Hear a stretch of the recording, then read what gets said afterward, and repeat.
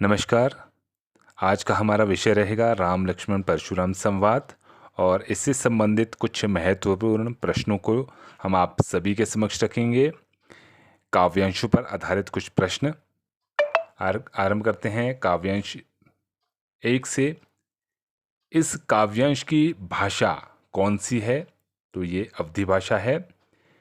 नाथ शंभुधनु से लेकर भृगुकुल केतु, ये जो काव्यांश है ये कौन सा छंद है?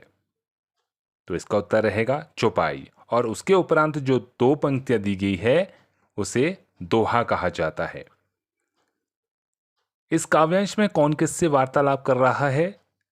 राम लक्ष्मण परशुराम जी आपस में बात कर रहे हैं। इस काव्यांश में शिव को कौन कौन से नामों से संबोधित किया गया है? तो इसमें शंभु, शिव और त्रिपुरारी ये शब्द शिव के लिए प्रयुक्त हुए हैं।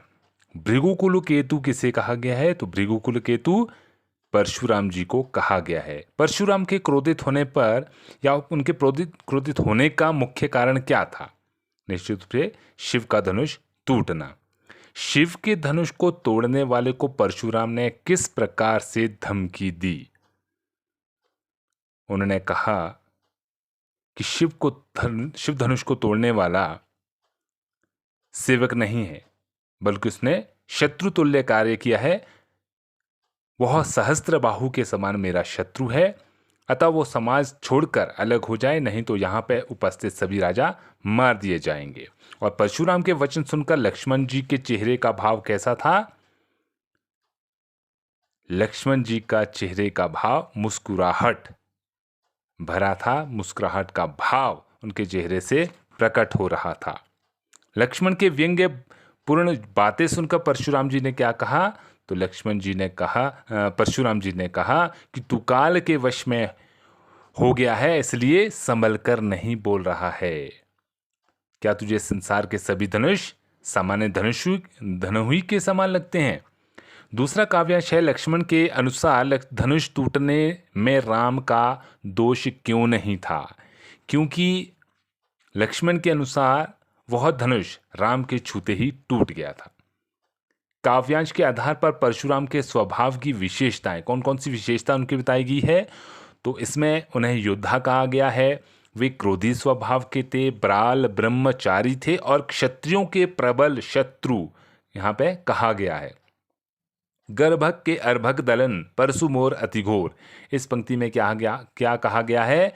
इसमें कहा गया है कि परशुराम जी ने अपने फरसे के विषय में कहा है कि मेरा फरसा बहुत ही भयानक है, यह गर्भ में पल रहे बच्चों का भी नाश करने वाला है। विपल बार मही देवन दिन ही, इसका क्या आशय है? विपन बार बहुत बार, मही देव यहां पे ब्राह्मण के लिए प्रयुक्त हुआ है। तो उन्होंने कहा कि मैंने ये भूमि अनेक बार राजाओं से रहित कर ब्राह्मणों को दे दी थी। परशुराम ने अपने फरसे की और क्या विशेषताएं बताई है? उन्होंने कहा कि मेरे फरसे ने सहस्त्र भावों की भुजाएं काट दी थी और गर्भ में पल रहे बच्चों का भी नाश करने वाला है। ये विशेषता उन्होंने अपने फरसे के विषय में बताई है। तीसरा काव्यांश हमारे पास है, इस पर आधारित प्रश्न। परशुराम के बार बार कुठार दिखाने पर लक्ष्मण ने क्या व्यंग्य किया? लक्ष्मण ने कहा कि आप बार बार कुल्हाड़ी दिखाकर मुझे ऐसा दिखाना चाहते हैं मानो आप फूंक मारकर पहाड़ को ही उड़ा देना चाहते हैं। यहां कुंभड़पतिया को नहीं। इसका आशय क्या है, अभिप्राय है क्या है? इसका अभिप्राय है कि सभा में ऐसा कोई भी कमजोर और निर्बल नहीं है जो कि आपकी तर्जनी देखकर ही मर जाए। किस कारण लक्ष्मण ने अपने क्रोध को रोक कर सहन किया था?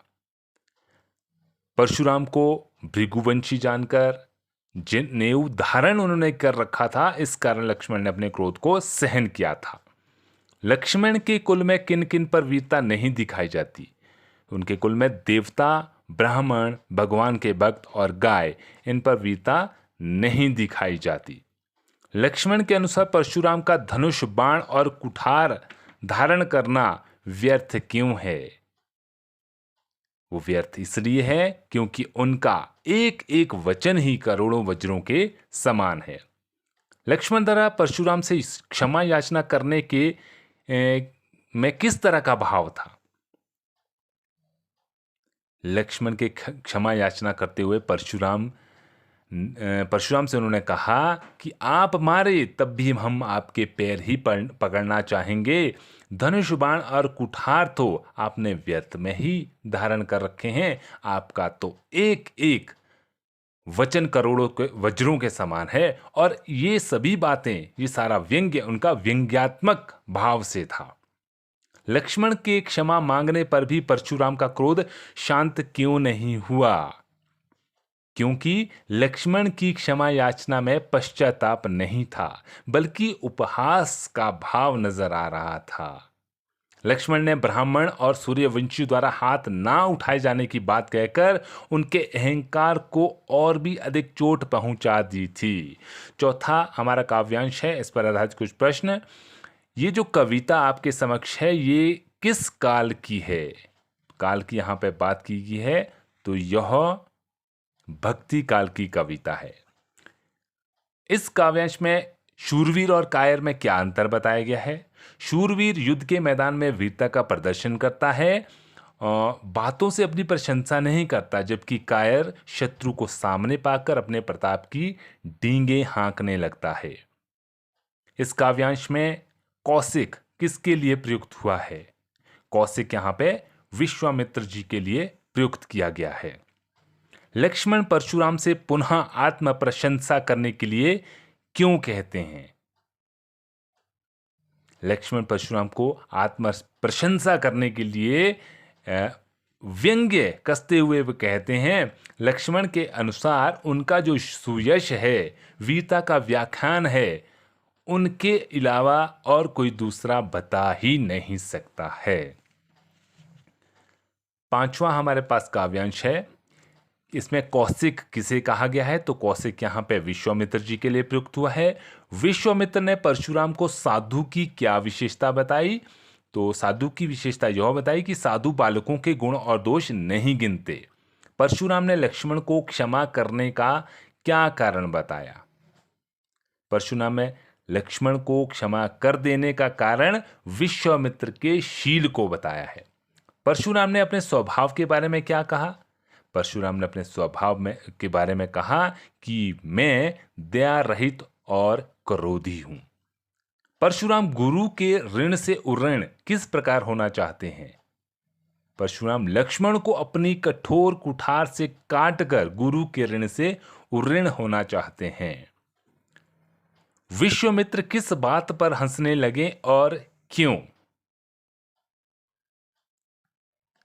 जब परशुराम ने विश्वामित्र से कहा कि मैं तुम्हारे शील के कारण लक्ष्मण का वध नहीं कर रहा हूं, उसे छोड़ रहा हूं, तो उस समय विश्वामित्र जी मन ही मन हंसते हैं और सोचते हैं कि मुनिवर को तो हरा ही हरा सूझ रहा है। उन्हें वास्तव में पता ही नहीं है कि यह सामान्य बालक ना होकर बहुत ही शक्तिशाली शूरवीर है। लोहमय खांड से किसकी उपमा की गई है और क्यों? लोहमय खांड यहाँ पे श्री राम और लक्ष्मण के लिए प्रयुक्त हुआ है, क्योंकि वे फौलाद की तरह शक्तिशाली वीर है। अंतिम हमारे पास काव्यांश है। काव्यांश में नृपद्रोही और भृगुवर किसके लिए प्रयुक्त किया गया है? इसमें परशुराम जी को ही नृपद्रोही और भृगुवर कहा गया है। रघुकुल भानु शब्द किसके लिए प्रयुक्त हुआ है? तो वो श्री राम के लिए यहां पे प्रयुक्त किया गया है। काव्यांश में लक्ष्मण ने परशुराम की किस वृत्ति पर व्यंग्य किया है? इस काव्यांश में लक्ष्मण ने परशुराम द्वारा स्वयं ही अपनी वीरता का व्याख्यान करने की प्रवृत्ति पर व्यंग्य किया गया है। सभा में मौजूद लोगों को लक्ष्मण की कौन सी बात अनुचित लगी और इस पर श्री राम जी की क्या प्रतिक्रिया थी?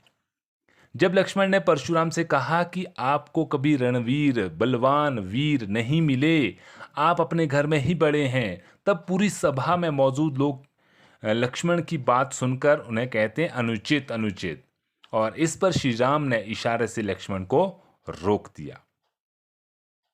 रामचंद्र जी के वचनों को कवि ने किसके समान बताया है? तो श्री राम के वचनों को यहाँ पे जल के समान शीतल बताया गया है। और अंतिम प्रश्न हमारे पास है, लक्ष्मण और परशुराम के उत्तर प्रत्युत्तर को किस प्रकार का बताया गया है?